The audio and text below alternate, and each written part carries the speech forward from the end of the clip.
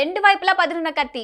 దాన్ని సద్వినియోగం చేసుకుంటే ఎన్ని లాభాలున్నాయో దుర్వినియోగం చేస్తే అన్ని అనర్థాలు జరుగుతాయి. సాంకేతిక పరిజ్ఞానం బాగా ఉన్నవారైతే దీన్ని ఎలాగోలాగా అర్థం చేసుకోగలుగుతారు. మరి సామాన్యుల సంగతి ఏంటి? టెక్నాలజీ వినియోగం విషయంలో వారికున్న అనేక సందేహాలకు సమాధానం ఎక్కడుంది? దీనిపైనే స్వతంత్ర టీవీ ఫోకస్ చేసింది. సమకాలీన సమాజంలో అందరూ ఎదుర్కొంటున్న టెక్నాలజీ సంబంధిత అంశాలతో టెక్నోటాక్స్ అనే ఓ వినూత్న కార్యక్రమాన్ని రూపొందించింది. సాంకేతికతకు సంబంధించిన అనేక కొత్త అంశాలు, వినియోగదారులు ఎదుర్కొంటున్న సమస్యలకు పరిష్కారాలు తెలిపేందుకు ప్రఖ్యాత టెక్ ఎక్స్పర్ట్ నల్లమోతు శ్రీధర్ గారు ఇప్పుడు మనతో పాటు ఉన్నారు. ఇంకెందుకు ఆలస్యం, టెక్నోటాక్స్లోకి వెళ్దామా? నమస్తే సార్. నమస్తే అండి. ఈ మధ్య కాలంలో చాలా మంది హ్యాకింగ్ గురించి, చాలా ఫ్రాడ్స్ గురించి, చాలా ప్రాబ్లమ్స్ అనేది ఫేస్ చేస్తున్నారు. అసలు హ్యాకింగ్ అంటే ఏంటి సార్? మన కంటెంట్లోకి మన ల్యాప్టాప్, మన ఫోన్లోకో లేదా మన సోషల్ మీడియా అకౌంట్లోకో మన అనుమతి లేకుండా ప్రవేశించడం అనేది హ్యాకింగ్. ప్రవేశించిన తర్వాత మన డేటాను దొంగిలించడం, దుర్వినియోగం చేయడం అనేది హ్యాకింగ్ కిందకు వస్తుంది. సహజంగా చాలామంది ఈ మధ్య మనం స్మార్ట్ ఫోన్స్ వాడుతూ ఉన్నాం కాబట్టి ఆండ్రాయిడ్ కానీ ఐఓఎస్ కానీ స్మార్ట్ ఫోన్ వాడేటప్పుడు మన ఫోన్ని పూర్తిగా దాంట్లో ఒక ట్రోజాన్ కానీ రూట్ కిట్ కానీ ప్రవేశపెట్టి, ట్రోజాన్ అంటే ఏంటంటే కనుక కొన్నిసార్లు మీరు ఫోన్ వాడుతూ ఉంటే your battery level is very low, you have to optimise your battery, లేదా మీ ఫోన్లో వైరస్ ఉంది, so scan with this tool అని చెప్పేసి డౌన్లోడ్ అని ఇలాంటి బటన్లు వస్తూ ఉంటాయి. మీ ఫోన్లో ఏదో సమస్య ఉంది అని చెప్పి, ఏ సమస్య లేకపోయినా కూడా సమస్య ఉందని చెప్పి అది మీరు భయపడేసి క్లిక్ చేసిన తర్వాత మీ ఫోన్లోకి ఎంటర్ అయ్యి, అంటే మీకు మేలు చేస్తామని ప్రవేశించి మీ ఫోన్లో ఉండే డేటా మొత్తాన్ని దొంగిలించేదాన్ని ట్రోజాన్ అంటారు. ట్రోజాన్లు కానీ మాల్వేర్లు, అంటే వైరస్లనే మాల్వేర్ అంటారు. సో మాల్వేర్లు కానీ ఇలాంటివన్నీ కూడా చాలా ఎక్కువగా వస్తూ ఉన్నాయి.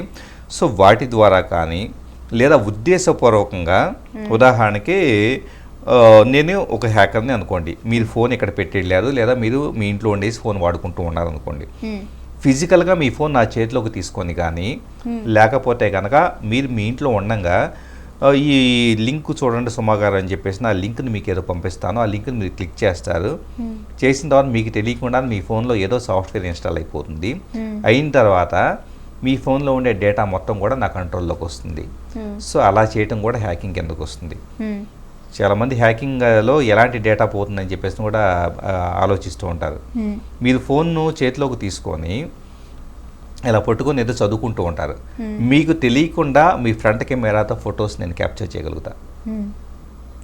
అలా కూడా సాధ్యం అవుతుంది 100%. నేను వేరే లొకేషన్లో ఉంటాను, మీకు తెలియకుండా మీ ఫ్రంట్ కెమెరా నుంచి ఫోటో వస్తుంది, లేదా మీ బ్యాక్ కెమెరా నుంచి మీ ఇంట్లో చుట్టూ పరిసరాలు ఫోటో క్యాప్చర్ చేయగలుగుతా. లేదా మీరు మీ బ్రదర్ కూర్చొని ఏదో మాట్లాడుకుంటున్నారు, నెక్స్ట్ వెకేషన్కి ఎక్కడికి వెళ్దాం ఏదో మాట్లాడుకుంటూ ఉన్నారు, మీకు తెలియకుండా మీ ఫోన్లో ఉండే మైక్రోఫోన్ నుంచి నేను ఆడియో మొత్తాన్ని రికార్డ్ చేసి మీ ఇంట్లో ఏం జరుగుతుంది, ఏం మాట్లాడుకుంటున్నారో ఆడియో నేను పొందగలుగుతా. మొత్తం ఎన్ని టైప్ ఆఫ్ హ్యాకింగ్స్ ఉంటాయి సార్? ఫోన్ హ్యాకింగ్ అనేది ఎక్కువగా జరిగే స్కోప్ అనేది ఉంటుంది. ఫోన్లో ఈ మధ్య ఎక్కువగా జరుగుతుంది ఏంటంటే ఫోన్ హ్యాకింగే. ఫోన్ హ్యాకింగ్లో కూడా ఏంటంటే ఈ డేటాని మీరు వాట్సాప్ చాట్ని తెలుసుకోవటము, లేదా మీ లొకేషన్ తెలుసుకోవటము. అంటే మీరు ఫోన్ ఇలా తీసుకెళ్తూ ఉంటారు, ఈ క్షణం మీరు ఎక్కడ ఉన్నారో నేను చెబుతానని చెప్పేసి మిమ్మల్ని వాట్సాప్లో ఒక మెసేజ్ పెట్టి బెదిరిస్తూ ఉంటాను. కాబట్టి మీ ప్రతి కథ లెక్కలని నేను ట్రాక్ చేస్తున్నాను, నాకేంటే డబ్బులు ఇవ్వకపోతే కనుక ఆటోమేటిక్గా నేను మీ కంటెంట్ మొత్తాన్ని కూడా పబ్లిక్గా పెడతాను, ఇలాగ బ్లాక్మెయిల్ చేసేవి కూడా జరుగుతూ ఉంటాయి. సో ఫోన్ హ్యాకింగ్ ఫస్ట్ చూద్దాం. ఫోన్ హ్యాకింగ్లో మీ లొకేషను, ఫొటోసు, వీడియోసు, అలాగే మీ యొక్క మైక్రోఫోను ఇవంతా కూడా కంట్రోల్లోకి తీసుకుంటారు. తీసుకొని మీ ఫోను ఉండటానికి మీ చేతిలో ఉంటుంది, కానీ యాజ్ ఎ హ్యాకర్గా నేను ఎక్కడో కూర్చొని మీ ఫోన్ మొత్తం నా కంట్రోల్లో తీసుకున్నట్లు వాడుతూ ఉంటా. మీ తరఫున మీరు చాట్ చేయకుండానే మీ ఫ్రెండ్స్తో నేను వాట్సాప్లో చాట్ చేస్తా, అలా కూడా చేయగలుగుతాను. అలాగే మీరు ఎవరితో మాట్లాడుతున్నారో ఆ మాటలు మొత్తం రికార్డ్ చేయగలుగుతాను. ఇది ఫోన్ హ్యాకింగ్. ఫోన్ హ్యాకింగ్ సహజంగా జరిగే పద్ధతులు చెబుతాను. మీరు సహజంగా ఫోన్లో ఫేస్ అన్లాక్ కానీ ఫింగర్ ప్రింట్ కానీ పెట్టుకొని నేను చాలా సేఫ్గా ఉన్నాను, నా ఫోన్ ఎవరు హ్యాక్ చేయలేదని ఉంటారు కదా. డెఫినెట్లీ అలాగే అంటాం. మీరు లైటింగ్ సరిగా లేని ప్రాంతానికి వెళ్ళారనుకోండి, సరిగా లైటింగ్ లేదు, ఫోన్ ఇలా పట్టుకొని ఫేస్ అన్లాక్ ట్రై చేశారు, ఫేస్ అన్లాక్ అవ్వదు, అంతే కదా. చెయ్యి తడిగా ఉంది, చెయ్యి తడిగా ఉన్నప్పుడు ఫింగర్ ప్రింట్ పెట్టారు, సెన్సార్ ఫింగర్ ప్రింట్ సెన్సార్ పనిచేయదు. ఈ రెండు ఫెయిల్ అయినప్పుడు మీరు ఏం చేస్తారు? Pattern pin. సో మీరు పిన్ ఎంటర్ చేస్తున్నారు లేదా ప్యాటర్న్ తో అన్లాక్ చేస్తున్నారు అనుకోండి. అక్కడ కూర్చొని ఏ కాఫీ డేలో కూర్చొని మీరు జస్ట్ ఈ రెండు సరిగా పనిచేయకపోవటం వలన, తడి చేతులతో ఉండటం వల్ల కానీ వీటన్నిటి వలన మీరు పిన్ను 1, 5, 6, 7 అని చెప్పేసి ఇలా టైప్ చేస్తూ ఉన్నారు ఫోన్లో. మీరు కీప్యాడ్ ఎక్కడ ఉండిద్ది? కీప్యాడ్ స్క్రీన్ అడుగు భాగంలో ఉండిద్ది. నేను దూరం నుంచి చూసేసి 1 దగ్గర ప్రెస్ చేసిందా ఎంఐ, లేకపోతే 5 దగ్గర ప్రెస్ చేసిందా, ఇదంతా కూడా నా విజువలైజేషన్తో నేను ప్రిడిక్ట్ చేయగలుగుతా. సో మీరు అక్కడ ఫోన్ పెట్టేసి జస్ట్ కౌంటర్ దగ్గరికి బిల్ పే చేయడానికి వెళ్ళారు ఏదో హడావుడిలో. నేను టకాలను వచ్చేసి మీ ఫోన్లో ఒక చిన్న సాఫ్ట్వేర్ ఇన్స్టాల్ చేయగలుగుతా. ఫిజికల్ లెవెల్లో ఫోను నాకు అందుబాటులో ఉంటే ఇలా హ్యాకర్ హ్యాక్ చేయగలుగుతాడు. ఈ కేసులు ప్రపంచవ్యాప్తంగా చాలా జరిగినాయి. రెండోది, సరే ఫిజికల్ లెవెల్లో మీరు నా దగ్గర లేరు, మీ ఫోన్ నా దగ్గర లేదు, కానీ నేను మీ ఫోన్ హ్యాక్ చేయాలి. మీకు పాటలు అంటే బాగా ఇష్టం అనుకోండి, నేనేం చేస్తాను, సుమా గారు లేటెస్ట్గా ఈ సినిమా నాని సినిమా రిలీజ్ అవుతుంది కదా, నాని సినిమా చాలా బ్యూటిఫుల్ సాంగ్స్, మొత్తం వీడియో సాంగ్స్ మీరు డౌన్లోడ్ చేసుకుని హై క్వాలిటీలో వినొచ్చు, ఈ లింక్ క్లిక్ చేయండి అని మీకు ఒక లింక్ పంపిస్తా. సో మీరు సింపుల్గా లింక్ క్లిక్ చేస్తారు, పాటలు డౌన్లోడ్ అవుతుంది అనుకుంటారు, అక్కడ ఏదో సాఫ్ట్వేర్ డౌన్లోడ్ అవుతుంది. మీరు టెక్నాలజీ మీద ఏమాత్రం అవగాహన లేకపోవడం వల్ల నెక్స్ట్ కొడతారు. ఇప్పుడు సాంగ్స్ రావు, ఒక చిన్న స్పైవేర్ ప్రోగ్రాము మీ ఫోన్లోకి వచ్చి బ్యాక్గ్రౌండ్లో రన్ అవుతూ మీ ఫోన్లో చేసే మొత్తాన్ని నాకు అప్డేట్ ఇస్తూ ఉంటుంది. ఇందాక చెప్పినట్లు కెమెరా కానీ, కాంటాక్ట్లు కానీ, ఎస్ఎంఎస్లు కానీ, ఎవ్రీథింగ్. మెయిన్లీ ఇప్పుడు ప్రెసెంట్ అయితే వాట్సాప్, ఇన్స్టాగ్రామ్లో ఎవరో పక్కన వ్యక్తి వచ్చి చూడడం కన్నా వైఫ్ అండ్ హస్బెండే కొట్టుకుంటూ తిట్టుకుంటూ వాళ్ళ ఒక చాటింగ్ని ఇంకొకరు చూడాలి అనే ఎగ్జైట్మెంట్లో చేస్తూ ఉంటారు. అలాగా ఎలా జరుగుతుంది? వాట్సాప్లో మెసేజెస్ ఇంకొకరు చూడడం, ఫిజికల్గా కాకుండా తన ఫోన్లో ఉన్న మెసేజెస్ మన ఫోన్లో చూడడం జరుగుతుంది. అలా ఎలా చేయొచ్చు అంటారు? చాలామంది భార్యాభర్తలు హ్యాకర్స్ అయిపోయారు. మీరు ప్రాక్టికల్గా చూస్తే కనుక బయటకు వచ్చేసి మీకు ప్రాక్టికల్గా నేను కొన్ని సంఘటనలు చెబుతూ ఉంటాను. నేను పోలీస్ డిపార్ట్మెంట్కి హ్యాకింగ్ మీద ట్రైనింగ్ అన్న విషయం చాలా మందికి తెలుసు. అందువల్ల ఏం చేస్తుంటారంటే కొంతమంది సార్ మా లైఫ్ పార్ట్నర్ ఫోన్ని కొద్దిగా హ్యాక్ చేయాలి, సపోర్ట్ చేస్తారు, ఇలా వస్తూ ఉంటారు. అది ఎథికల్ కాదు కాబట్టి అలా చేయకూడదు. నేను యాజ్ ఎ డిపార్ట్మెంట్ పర్సన్గా నాకు కొన్ని లిమిటేషన్స్ ఉంటాయి, అలా చేయకూడదని పంపిస్తూ ఉంటాను అనుకోండి.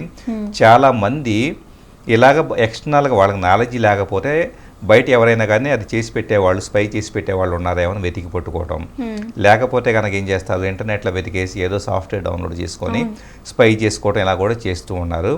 సో నిజం చెప్పాలంటే మీరు అన్నట్లుగా ఒకళ్ళ మీద ఒకళ్ళ స్పైయింగ్ అనేది ఎక్కువగా అయిపోయింది. సో ప్రతి ఒక్కళ్ళు కూడా కుటుంబాల్లో హ్యాకర్లు అయిపోతూ ఉన్నారు, ఒక బేసిక్ అండర్స్టాండింగ్ నాలెడ్జ్ ఉన్నా కూడా. సో అవన్నీ ఎలా జరుగుతాయంటారు? కొన్ని రెడీమేడ్ టూల్స్ ఉంటాయి యాక్చువల్లీ వీటన్నిటికి సంబంధించేసి, ఫ్రీగా ఉండే టూల్స్ కానీ లేదా కొంత నామినల్ అమౌంట్ పే చేస్తే దొరికే టూల్స్ కానీ ఉంటాయి. వాటిని ఏం చేస్తారు, ఆండ్రాయిడ్ ఫోన్ అనుకోండి, ఒక చిన్న ఏపీకే ఫైల్ డౌన్లోడ్ చేసుకుంటే కనుక ఫోన్లోనే ఇన్స్టాల్ అయిపోతుంది. ఇన్స్టాల్ అయిన తర్వాత అది ఉదాహరణకి నేను మీ ఫోన్లో ఇన్స్టాల్ చేశాను అనుకోండి, సహజంగా మీ ఫోన్లో ఇన్స్టాల్ చేసినప్పుడు మీకు దాని అప్లికేషన్ ఐకాన్ కనపడితే ఇదేదో ఏంటి కొత్తగా వచ్చి నాకు తెలియకుండా వచ్చిందని మీకు అనుమానం వచ్చింది. సో ఏం చేయగలుగుతారు హ్యాకరు, ఆ ఐకాన్ కనపడకుండా అది హైడ్ చేసేలాగా కూడా కొన్ని సెట్టింగ్స్ ఉంటాయి, ఆ సెట్టింగ్ చేస్తారు. సో అది రన్ అవుతున్న విషయం మీకు తెలియదు, ఫోన్ ఏమాత్రం స్లో కాదు, ఎలాంటి డౌట్ కూడా రాదు. సింపుల్గా మీరు నా ఫోన్ బ్రహ్మాండంగా ఉందనుకుంటారు, కానీ తెలియకుండానే మీ బ్యాక్గ్రౌండ్ సర్వీస్గా అది రన్ అవుతూ మీ ఫోన్లో ఉండే కంటెంట్ మొత్తాన్ని కూడా అవతల వ్యక్తికి రిమోట్ సర్వర్ ద్వారా డాష్ బోర్డ్లో చూపిస్తూ ఉంటుంది. అంటే ఉదాహరణకి నేనే మీకు పంపించాను కదా ఫైలు, నేను ఫలానా స్పై అప్లికేషన్ యొక్క డాష్ బోర్డ్లోకి నా మెయిల్ ఐడి పాస్వర్డ్తో లాగిన్ అయ్యేసి మీ ఫోన్లో ఇన్స్టాల్ చేసిన క్లయింట్కి సంబంధించేసి మీ ఫోన్ నుంచి ఎప్పటికప్పుడు ఇంటర్నెట్ ద్వారా నా సర్వర్ ద్వారా నా డాష్ బోర్డ్లోకి వచ్చే స్క్రీన్ షాట్లు, మీరు ఎప్పుడెప్పుడు ఏమేమి స్క్రీన్లు ఓపెన్ చేస్తున్నారో స్క్రీన్ షాట్లు, ఫొటోస్, వీడియోస్, కాల్ లాగ్స్, ఎస్ఎంఎస్లో, వాట్సాప్ మెసేజ్లు అన్నీ కూడా నేను అక్కడి నుంచి చూడగలుగుతాను. అవి చూసిన తర్వాత ఆటోమేటిక్ అక్కడి నుంచి బ్లాక్ మెయిలింగ్ అనేది స్టార్ట్ అవుతూ ఉంటుంది. సో ఇది ఫోన్ హ్యాకింగ్ పరంగా చూస్తే ఇది. దీంతో పాటు ఫేస్బుక్ హ్యాకింగ్ ఇలాంటివి కూడా ఈ మధ్య జరుగుతూ ఉన్నాయి. ఒక చిన్న ఎగ్జాంపుల్ చెప్పాలంటే ఒక 2-3 సంవత్సరాల క్రితం జరిగిన సంఘటన. ఫేస్బుక్లో టీవీ ఆర్టిస్టులు కానీ సినిమా ఆర్టిస్టులు కానీ నాకు చాలామంది ఫాలో అయ్యేవాళ్ళు ఫ్రెండ్స్ అలా ఉన్నారు. ఒకరోజు ఒక టీవీ ఆర్టిస్టు, టీవీ సీరియల్స్లో నటించే ఆర్టిస్టు, ఎక్స్ అనే ఆర్టిస్ట్ అనుకోండి, ఆవిడ శ్రీధర్ గారు నాకు ఈ పర్టికులర్ ఇది వచ్చింది అని చెప్పేసి అని ఫేస్బుక్ మెసెంజర్లో ఒక మెసేజ్ వచ్చిందని చెప్పారు. ఏం మెసేజ్? ఏంటి నువ్వు ఈ వీడియోలో ఎలా ఉన్నావు అని చెప్పేసి అని ఒక మెసేజ్, కింద బ్లర్ చేసిన ఒక థంబ్నెయిల్, అది మెసేజ్ వచ్చింది. ఆవిడ వెంటనే ప్యానిక్ అయిపోయేసి తన ఫొటోస్ను వీడియోస్ని ఏమైనా మార్పింగ్ చేశారేమని ప్యానిక్ అయిపోయి భయపడిపోయేసి అక్కడ వచ్చిన లింక్ను క్లిక్ చేశారు. క్లిక్ చేసి వెళ్తే అక్కడ ఫేస్బుక్ లాగే లాగిన్ మళ్ళీ వచ్చింది. సో సహజంగా పరిస్థితులు ఉంటే ఏమనుకుంటారు, ఏదో ముందు నా గురించి ఏదన్నా బ్యాడ్గా వేసారని చెప్పేసి తెలుసుకోవాలని తన యొక్క ఫేస్బుక్ యూజర్ నేమ్ పాస్వర్డ్ అక్కడ ఎంటర్ చేశారు. చేస్తే నెక్స్ట్ ఏమి ఓపెన్ కాకుండా ఒక ఎర్రర్ మెసేజ్ ఆగిపోయింది. ఇప్పుడు ఆవిడ చేసింది పరోక్షంగా ఏంటి, ఒక ఫిషింగ్ అటాక్. అంటే ఫేస్బుక్ లాగే కనపడే ఒక పేజీలో ఆమె యొక్క యూజర్ నేమ్ పాస్వర్డ్ ఎంటర్ చేశారు. అవి ఎవరికి వెళ్ళాయి? హ్యాకర్కి ఇచ్చాయి. హ్యాకర్ ఏం చేశాడు, వెంటనే టకటక ఆవిడ అకౌంట్లో లాగిన్ అయిపోయేసి, ఎక్స్ అనే అకౌంట్లోకి లాగిన్ అయిపోయేసి ఆవిడ పాస్వర్డ్ మార్చి రికవరీ మెయిల్ ఐడి మార్చేసి ఆవిడ అకౌంట్ను పూర్తి కంట్రోల్లోకి తీసుకున్నాడు. తీసుకొని ఆ ఫ్రెండ్ లిస్ట్లో ఉన్న మిమ్మల్ని నాకు కూడా మెసేజ్లు ఆ ఎక్స్ తరఫున, ఆ ఎక్స్ అనే వ్యక్తి రోజా అనుకోండి, ఆ రోజా అని చెప్పేసి అని మనకు మెసేజ్ వస్తూ ఉంటుంది. ఏమని? సో మీ అకౌంట్ ఎలా, ఏంటి మీరు ఎలా ఉన్నారని చెప్పేసి అని మనకు మెసేజ్ వస్తుంది. మన ఫ్రెండే మనకు మెసేజ్ పెట్టినప్పుడు మనం ఎలా ఫీల్ అవుతాం?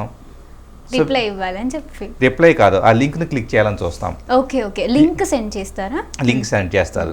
ఇప్పుడు ఎక్స్ అనే వ్యక్తి యొక్క అకౌంట్ హ్యాక్ అయ్యి ఎక్స్ అనే అకౌంట్లో నుంచి వాళ్ళ ఫ్రెండ్గా మనం ఉన్నాం కాబట్టి మనం కూడా మీరేంటి శ్రీధర్ గారు ఎలా ఉన్నారని చెప్పేసి ఒక మెసేజ్ వచ్చింది అనుకోండి, నేను దాన్ని క్లిక్ చేస్తాను. మన ద్వారా వేరే వాళ్ళ అకౌంట్ కూడా హ్యాక్ చేస్తూ ఉంటారు. అలాగా అప్పుడు యాక్చువల్లీ డిపార్ట్మెంట్ ద్వారా వెళ్ళి కంప్లైంట్ ఫేస్బుక్కి ఒక రిపోర్టింగ్ ఇది ఇచ్చి ఐపీ అడ్రస్లు అన్నీ మేము ట్రాక్ చేస్తే కనుక సైబరాబాద్ కమిషనరేట్లో డీల్ చేస్తున్నాం. చేస్తే ఫైనల్గా వచ్చేటప్పుడు రాజస్థాన్ సంబంధించిన ఒక వ్యక్తి చేస్తూ ఉన్నాడు. అప్పటికే 200 మంది తెలుగు సినిమా ఆర్టిస్టులకు సంబంధించి, సీరియల్ ఆర్టిస్టులకు సంబంధించిన అకౌంట్లు కాంప్రమైజ్ అయ్యి ఉన్నాయి. సో ఇది విపరీతంగా జరుగుతుంటుంది. అంటే ఫేస్బుక్ మెసెంజర్లో ఏదైనా మీ అకౌంట్ అనేది ఎలా ఉంది అని చెప్పేసి ఎవరన్నా పర్సనల్ మెసేజ్ పెడితే లింకులు క్లిక్ చేయొద్దు. రెండోది, మీ ఫేస్బుక్ కానీ ఇన్స్టాగ్రామ్ కానీ what ever it may be, Google కానీ అన్ని సోషల్ అకౌంట్స్కి మీ పాస్వర్డ్స్ స్ట్రాంగ్గా ఉండాలి. చాలామంది పాస్వర్డ్ ఎలా పెట్టుకుంటారంటే శ్రీధర్ @1234, నేను అనుకుంటాను అది చాలా స్ట్రాంగ్ పాస్వర్డ్ అనుకుంటాను. డిక్షనరీ అటాక్ అని చాలా ఉంటాయి. డిక్షనరీ అటాక్ అంటే ఏంటంటే ప్రపంచవ్యాప్తంగా వివిధ దేశాల వివిధ ప్రాంతాల్లో ఏ పేర్లు ఎక్కువగా చలామణిలో ఉంటాయో ఆ పేర్ల లిస్ట్ అంతా ఒక టెక్స్ట్ ఫైల్లో ఉండేది. ఆ పక్కన @1234 ABCD ఇలాంటిదంతా కూడా యాడ్ చేసేసి ఒక డేటాబేస్ ఉండేది. ఈ టెక్స్ట్ ఫైల్ని ఒక సాఫ్ట్వేర్ ఏం చేసిద్దంటే, నాది శ్రీధర్@gmail.com అనేది నా అఫీషియల్ మెయిల్ ఐడి. సో ఆ మెయిల్ ఐడికి వీటిలో ఏదైనా పాస్వర్డ్ మ్యాచ్ అవుతుందో లేదో ఒక సాఫ్ట్వేర్ ఆటోమేటిక్గా టెస్ట్ చేసిద్ది. చేసుకుంటా వెళ్ళిపోయేసి, అంటే సాఫ్ట్వేర్కి ఇచ్చేసేస్తే అదే చెక్ చేసుకుంటూ వెళ్ళిపోయేసి ఎక్కడ మ్యాచింగ్ అవుతుందో, సో ఇతనే ఫేస్బుక్ యూజర్ నేమ్ పాస్వర్డ్ ఇది అని చెప్పేసి హ్యాకర్కి చెప్పేసింది. అందుకనే సింపుల్ యూజర్ నేమ్ పాస్వర్డ్స్ ఎప్పుడు పెట్టుకోవద్దు. ఒక పాస్వర్డ్ స్ట్రాంగ్గా ఉండాలంటే ఎలాంటి స్పెషల్ కీవర్డ్స్ యూస్ చేయాలి, ఎలాంటి క్యారెక్టర్స్ యూస్ చేయాలి, ఎలాంటి నెంబర్స్ యూస్ చేయాలి? యాక్చువల్లీ ప్రత్యేక చిహ్నాలు అంటే స్పెషల్ క్యారెక్టర్స్ అంటాం కదా, క్వశ్చన్ మార్క్ కావచ్చు, లేకపోతే @ కావచ్చు, ఇలాంటి మల్టిపుల్ వీటిని యూజ్ చేయడం అనేది ఒక క్యాపిటల్లో ఒక స్పెషల్ క్యారెక్టరు అలాగే ఒక నెంబరు ఉండటం అనేది మోస్ట్ ఇంపార్టెంట్. అలాగే 8 నుంచి 10 లేదా 12 క్యారెక్టర్స్ ఉండేలాగా చూసుకోవడం బెటరు. దాంతోపాటు ఇంకా చెప్పాలంటే అలాగా పేర్లనో పదాలనో కాకుండా వాక్యాలని how are you doing Sridhar @123, ఉదాహరణకి @123 నేను క్యాజువల్గా పెట్టాను, how are you doing Sridhar అన్నారు అనుకోండి, ఇంత పాస్వర్డ్ టైప్ చేసేటప్పటికే ఓపిక అయిపోతుంది, లేకపోతే మనం తప్పు టైప్ చేస్తామని మీరు అనుకుంటారు కదా. దీనికి ఒక సొల్యూషన్ చెబుతాను. లాస్ట్ పాస్ అని, లేకపోతే ఇలాంటి కొన్ని స్టికీ పాస్వర్డ్ అని కొన్ని టూల్స్ ఉంటాయి. వాటిలో ఏంటంటే మనం ఎంత లెంత్గా హౌ ఆర్ యూ శ్రీధర్ @123 నా పాస్వర్డ్ అనుకోండి, ఓకే, దీన్ని అక్కడ నేను సేవ్ చేస్తా. ఇక నుంచి నేను ఫేస్బుక్లోకో లేక లాగిన్ అయ్యేటప్పుడు అది ఆటో ఫిల్ చేస్తుంది, ఎంత కష్టపడి నేను టైప్ చేస్తున్న పనిలా. సో లెంతీ పాస్వర్డ్లు పెట్టుకోండి. అది ఒక వాక్యం అయితే ఇంకా బెటరు. దాన్ని టైప్ చేయడం కష్టం కాబట్టి ఆటోఫిల్ ఆప్షన్ ఉండే స్టిక్కీ పాస్వర్డ్ లాస్ట్ పాస్ లాంటి సర్వీసులు వాడితే కనుక మీరు లెంతీ పెట్టినా కూడా ఇబ్బంది లేదు. ప్లస్ ఇంత లెంతీని ఇంతకుముందు నేను చెప్పినట్టు ఒక సాఫ్ట్వేర్ బ్రేక్ చేయాలంటే కనీసం నెల రోజుల పాటు ప్రపంచంలో అత్యంత పవర్ఫుల్ కంప్యూటర్కి మీ ఒక్కళ్ళ పాస్వర్డ్ని క్రాక్ చేయటమే పనిగా పెడితే రాత్రి పగళ్ళు అది కష్టపడినా కూడా మీ పాస్వర్డ్ని ఐడెంటిఫై చేయలేదు. అంత కాంప్లికేటెడ్గా ఉంటుంది. సో అలాగే మీ అకౌంట్స్ని సేఫ్ గార్డ్ చేసుకోవచ్చు. చాలామంది అకౌంట్స్ హ్యాక్ అయిన తర్వాత వాళ్ళ ఫ్రెండ్స్ లిస్ట్లో ఉన్న వాళ్ళకి ఇంత మనీ పంపండి ఈ నెంబర్కి అని చెప్పేసి మెసేజ్ చేస్తూ ఉంటారు. అలా జరగకుండా ఉండాలంటే ఏం చేయాలి? మోస్ట్ ఆఫ్ ద కేసెస్ మీరు అన్నట్లు ఈ మధ్య ఎక్కువ జరుగుతూ ఉన్నాయి. ఫేస్బుక్లో వచ్చేటప్పటికి మీదో నాదో ఎవరిదో ఒకళ్ళ ఫోటోను కాపీ చేసుకెళ్తారు. చాలామంది దురదృష్టవశాత్తు ఏం చేస్తూ ఉంటారంటే నాదే ఫేస్బుక్ ప్రొఫైల్ ఉందనుకోండి, నా ఫ్రెండ్ లిస్ట్ని ఎలా హైడ్ చేసుకోవచ్చో తెలియక, అలాంటిది ఒక సెట్టింగ్ ఉంటుంది దాని విషయం కూడా తెలియక ఫ్రెండ్ లిస్ట్ ఎవరికైనా పబ్లిక్గా విజిబుల్ ఉండేలాగా పెడతారు. ఇప్పుడు వీళ్ళు ఏం చేస్తారు, ఈ ఫ్రాడ్ చేసేవాళ్ళు ఈ పర్టికులర్ నా ఫ్రెండ్ లిస్ట్లో ఉండే ఒక 50 మంది 100 మందో యూఆర్ఎల్స్ అన్నీ కూడా క్లిక్ చేసుకుంటూ వెళ్ళిపోయేసి అందరు యూఆర్ఎల్స్ ఒక టెక్స్ట్ ఫైల్ సేవ్ చేస్తారు. ఇప్పుడు నెక్స్ట్ చేసే పని ఏంటంటే నా ఫోటోని తీసుకొస్తారు లేదా మీ ఫోటోని తీసుకొచ్చి ఒక ఫేక్ ప్రొఫైల్ క్రియేట్ చేసి ఈ 50 మందికి 100 మందికి ఆ ఫోటోని పెట్టిన వెంటనే ఫ్రెండ్ రిక్వెస్ట్ పంపిస్తే వాళ్ళు ఏమనుకుంటారు, శ్రీధర్ గారే అకౌంట్ క్రియేట్ చేసుకున్నట్లున్నారు, ఈయన ఫ్రెష్ అకౌంట్ కావాలని చెప్పేసి యాక్సెప్ట్ చేస్తారు. ఫ్రెష్ అకౌంట్ కాకుండా ఇప్పుడు మనది యూస్ చేస్తున్న అకౌంట్ ఏదైతే ఉందో దాన్ని హ్యాక్ చేసి ఇలా అమౌంట్ పంపించమని మన ఫ్రెండ్స్కి మెసేజెస్ చేస్తూ ఉంటారు. అది కూడా ఇందాక మనం చెప్పుకున్నాం చూసారా, ఫిషింగ్ అటాక్లో మీకు తెలియకుండానే ఏదో ఒక పద్ధతిలో మీ యూజర్ నేమ్ పాస్వర్డ్ ఎంటర్ చేశారనుకోండి, ఆటోమేటిక్గా మీ అకౌంట్ నా కంట్రోల్లోకి వచ్చేస్తుంది కదా యాజ్ ఏ హ్యాకర్గా. అప్పుడు నేను మీ ఫ్రెండ్స్ అందరికీ మెసేజ్ పెడతాను. సో అదొకటి జరుగుతుంది. ఒకవేళ అవతల వ్యక్తి ఇందాక చెప్పుకున్నట్లు ఒక పెద్ద పాస్వర్డ్ పెట్టుకున్నారు, సో వాళ్ళ అకౌంట్ హ్యాక్ చేయడం పాసిబుల్ కావట్లేదు. మరి వాళ్ళని ట్రాప్ చేయటం ఎలాగంటే కనుక, వాళ్ళ ఫ్రెండ్స్ని ఎలా ట్రాప్ చేయాలంటే కనుక ఇది ఫాలో అవుతున్నారు. సేమ్ ఫోటోని ప్రొఫైల్ పిక్గా పెడతారు. ఫ్రెండ్ లిస్ట్ మొత్తాన్ని కూడా ఫస్ట్ క్యాప్చర్ చేస్తారు. సో ఈ ఫ్రెండ్స్ అందరికీ కూడా రిక్వెస్ట్ పంపిస్తారు. ఫోటో ఒకటే పేరు ఒకటే కనపడుతూ ఉంటుంది, అలా కవర్ ఫోటో కూడా కనపడుతూ ఉంటుంది. సో వాళ్ళు ఏమనుకుంటారు, వీళ్ళ ఫ్రెష్ అకౌంట్ కావాలని చెప్పేసి ఫ్రెండ్ రిక్వెస్ట్ యాక్సెప్ట్ చేస్తారు. మేజర్గా ఈ మధ్య కాలంలో ఇన్స్టాగ్రామ్లో అలా జరుగుతుంది. ఇన్స్టాలోను అలాగే ఫేస్బుక్లోను అన్ని సోషల్ అకౌంట్స్లో కూడా ఇది ఎక్కువగా జరుగుతుంది. సో డెఫినెట్గా కూడా మీకు తెలిసిన వాళ్ళ దగ్గర నుంచి మీకు ఫ్రెష్గా ఫ్రెండ్ రిక్వెస్ట్ వస్తే ఫస్ట్ యాక్సెప్ట్ చేయొద్దు. రెండోది, ఒకవేళ యాక్సెప్ట్ చేసినా వాళ్ళు మెసెంజర్లోకి వచ్చేసి పర్సనల్ ఇన్స్టాగ్రామ్లో అయితే పర్సనల్ మెసేజ్ పెట్టి డబ్బులు అడుగుతుంటే కనుక ఎట్టి పరిస్థితుల్లో రెస్పాండ్ కావద్దు, రిప్లై ఇవ్వద్దు.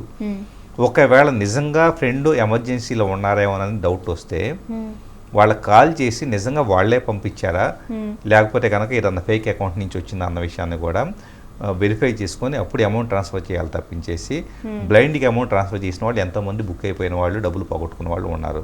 మన మొబైల్ హ్యాక్ చేసినప్పుడు ఒక్కొక్క యాప్కి ఒక్కొక్క పాస్వర్డ్ అనేది పెట్టుకుంటాము, లేదంటే ప్యాటర్న్ కానీ లేదంటే థంబ్ కానీ ఫింగర్ ప్రింట్ కానీ ఏదో ఒకటి పెట్టుకుంటాము.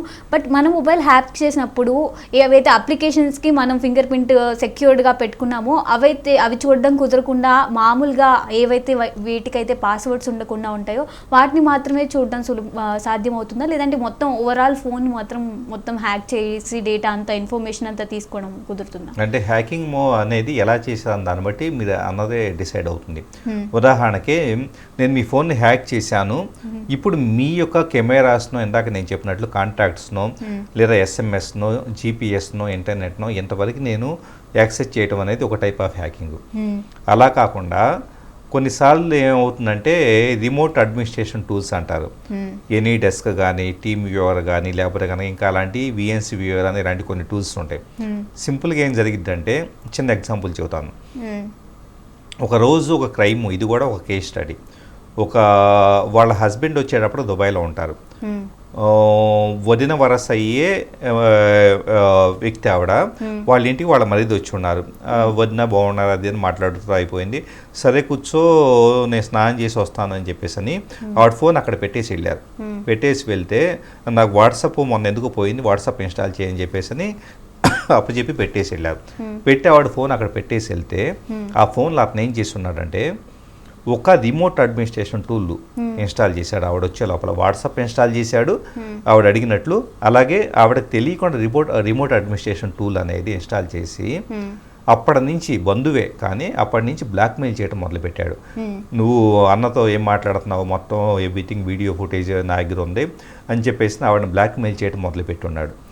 సో ఇలాగ ఎందుకు ఇది స్పెసిఫిక్గా చెప్పాల్సి వస్తుందంటే మీ ఫోన్ అనేది కేవలం అకౌంట్స్ వరకే కాదు, రిమోట్ అడ్మిన్ టూల్స్ అనేది మీ ఫోన్లో ఇన్స్టాల్ చేస్తే as it is me screen మొత్తం కూడా ఎవరిలో వచ్చేసేస్తుంది. అది మీరు ఫేస్బుక్ ఉంటే ఫేస్బుక్ మీరు ఏం ఓపెన్ చేసుకుంటే యాజ్ ఇట్ ఈజ్ మీరు ఫేస్బుక్లో చూస్తూ ఉంటారు. అదే టైంలో అదే ఫేస్బుక్ స్క్రీన్ నేను అక్కడ వేరేగా చూస్తూ ఉంటాను. మీరు బ్యాంక్ అకౌంట్లో లాగిన్ అయ్యి ఉంటారు, అదే టైంలో అక్కడి నుంచి అవతల వ్యక్తి చూడగలుగుతూ ఉంటారు. సో ఈ ప్రమాదాలు కూడా ఏ పద్ధతిలో హ్యాక్ చేయబడి ఉంది అన్నదాన్ని బేస్ చేసుకొని ఎలాంటి కంటెంటో యాక్సెస్ చేయగలుగుతారో డిపెండ్ అయి ఉంటుంది. అందుకనే స్మార్ట్ ఫోన్ కొనుక్కున్నాము, కెమెరా క్వాలిటీ బాగుంది, స్క్రీన్ చాలా బాగుంది, ఇలాగన్నీ మురిసిపోవటం కాకుండా 100% ఎలాంటి ప్రమాదాలు జరుగుతున్నాయో గుర్తుపెట్టుకొని జాగ్రత్తగా పెట్టుకోవడం చాలా అవసరం. చాలా మంది ప్రైవేట్ ఫొటోస్, ప్రైవేట్ వీడియోస్ అనేవి తమ ప్రమేయం లేకుండా తన ఫోన్లోంచి బయటికి వైరల్ అవుతూ ఉంటాయి. అలాంటివి చాలా మంది సెలబ్రిటీస్వి జరిగినాయి, రీసెంట్గా కూడా జరుగుతున్నాయి స్టిల్ ఇప్పటికీ. అలా జరగకుండా ఉండాలి అంటే ఏం చేయాలి, అసలు అవి ఎలా జరుగుతున్నాయి? ఇక్కడ బేసికల్గా చూసుకుంటే కనుక మనకెవ్వరు శత్రువులు లేరు అంటారు, మళ్ళా అవి వాటంతట అవే లీక్ అయిపోతూ ఉంటాయి మన ఫోన్లో నుంచి, వేరే వాళ్ళ ఫోన్ నుంచి కాదు, మనం తీసుకున్న ఫోన్ నుంచి. ఇప్పుడు 2017లో ఒక ఇన్సిడెంట్ జరిగింది. హాలీవుడ్కి చెందిన దాదాపు 22 మంది హీరోయిన్స్కి సంబంధించిన వాళ్ళ యొక్క పర్సనల్ ఫొటోస్, వాళ్ళు తీసుకున్న ఫొటోస్ మీరు చెప్పిన పద్ధతిలోనే పబ్లిక్ డొమైన్లోకి వచ్చినాయి. సో ఎలా వచ్చినాయి అంటే వాళ్ళ యాపిల్ ఐడి ఉంటుంది చూసారా, వాళ్ళ ఐఫోన్లు వాడేవాళ్ళు లేదా ఆండ్రాయిడ్ వాడేవాళ్ళు అయితే గూగుల్ ఐడి. సో సహజంగా ఏం చేస్తూ ఉంటాం, మన ఫోన్లో స్టోరేజ్ లిమిటెడ్గా ఉండేది కాబట్టి గూగుల్ ఫొటోస్, యాపిల్ ఐక్లౌడ్లోకో ఈ ఫొటోస్ అన్ని బ్యాకప్ అయ్యేలాగా, వీడియోస్ అన్ని బ్యాకప్ అయ్యేలాగా ఆటో సింక్ పెట్టుకుంటారు. ఇప్పుడు గుర్తుపెట్టుకోండి, మీ యొక్క ఆండ్రాయిడ్ అంటే గూగుల్ ఐడి లేదా Apple ID user name password నేను దొంగిలించాను అనుకోండి ఫిషింగ్ అటాక్ ద్వారా, తెలియకుండానే మీ ఫొటోస్ అన్ని నేను రిమోట్గా చూడగలుగుతా కదా. సరే, అదే పద్ధతిలో ఆ కంటెంట్ని వేరే పద్ధతిలో వేరే దగ్గర నుంచి యాక్సెస్ చేయడానికి సంబంధించి యాపిల్ ఐడి, గూగుల్ ఐడీస్ని హ్యాక్ చేసిన సందర్భాల్లో పబ్లిక్ డొమైన్లోకి వస్తాయి. నేను పర్సనల్గా రికమెండ్ చేసేది ఏంటంటే don't enable auto sync. Google photos, Apple photos వీటికి ఆటో సింక్ ఎనేబుల్ చేయొద్దు. మీ ఫోన్లో లోకల్గా స్టోర్ అయ్యేలాగే పెట్టుకోండి. క్లౌడ్లోకి పంపించున్నారంటే కనుక స్పేస్ ఆదా అవుతుందని, మీ cloud account user name password పోతే కనుక ఖచ్చితంగా అది పబ్లిక్ డొమైన్లోకి వస్తాయి, రిస్క్లో పడతారు. ప్రెసెంట్ అయితే చదువు వచ్చిన వాళ్ళు, రాని వాళ్ళు, అందరూ పెద్దవాళ్ళు కానీ చిన్నపిల్లల నుంచి ప్రతి ఒక్కరూ యూస్ చేసేది ఒకే ఒక్క వస్తువు స్మార్ట్ ఫోన్. ప్రతి ఒక్కరి దగ్గర ఉంటుంది. బట్ ఎవరికి ఏమేమి ఎలా యూస్ చేయాలి, ఏ యాప్ అప్లికేషన్ ఎలా యూస్ చేయాలి కానీ ఫోన్లో ఉన్న అన్ని అప్లికేషన్స్ గురించి తెలియదు, అన్ని సెట్టింగ్స్ గురించి తెలియదు. బట్ లింక్స్ అయితే వస్తుంటాయి, క్లిక్ చేస్తూ ఉంటారు చాలామంది, ఇప్పటికీ కూడా చదువు రాని వాళ్ళకి కూడా, ఈవెన్ పెద్దవాళ్ళకు కూడా. సో అలాంటి వాళ్ళందరికీ ఇలాంటి సమస్యలు, ఇలాంటి ప్రాబ్లమ్స్ గురించి ఫేస్ చేయకుండా ఉండాలి అంటే మీరు ఇచ్చే సజెషన్స్ ఏంటంటారు ఫైనల్గా? ఎప్పుడు వచ్చేటప్పటికే లింక్లు క్లిక్ చేయకుండా ఉండటం, పాస్వర్డ్లో ఎప్పటికప్పుడు చేంజ్ చేసుకుంటూ ఉండటం, మెసెంజర్లో ఏదైనా మెసేజ్లు వస్తే కనుక జాగ్రత్తగా అప్రమత్తంగా ఉండటం, మీ క్రెడిట్ కార్డు ఈ డీటెయిల్స్ అంతా పర్సనల్గా ఎక్కడైనా బయట సేవ్ చేసుకుంటే కానీ ఫోన్లో సేవ్ చేసుకోకుండా ఉండటం, ఇలా కొన్ని జాగ్రత్తలు తీసుకుంటే కనుక డెఫినెట్గా మీ అకౌంట్స్ని సేఫ్ గార్డ్ చేసుకోవచ్చు. ఫోన్ చాలా సెక్యూర్డ్గా ఉండాలి అంటే ఏమైనా కొత్త అప్లికేషన్స్ కానీ సాఫ్ట్వేర్స్ కానీ డౌన్లోడ్ చేసి పెట్టుకోవచ్చు అంటారా? ఎలాంటి సాఫ్ట్వేర్స్ అవసరం లేదు. జస్ట్ మన జాగ్రత్తలో మనం వీలైనంత వరకు ఫోన్ మన చేతిలోనే పెట్టుకోవడం, వేరే లింక్లు వస్తే కనుక క్లిక్ చేయకుండా ఉండటం చేస్తే కనుక ఆ 2 మెజర్స్ సరిపోతాయి, ఫోన్ సేఫ్గా ఉంటుంది. థ్యాంక్ యూ సో మచ్ అండి, మీ వాల్యుబుల్ సజెషన్స్ని మా ఆడియన్స్ అందరికీ అందించినందుకు. వెల్కమ్ అండి. చూశారు కదా, ఇది ఇవాల్టి టెక్నో టాక్స్. మరొక అంశంతో మళ్ళీ కలుద్దాం. అంటిల్ దెన్ కీప్ వాచింగ్ స్వతంత్ర టీవీ.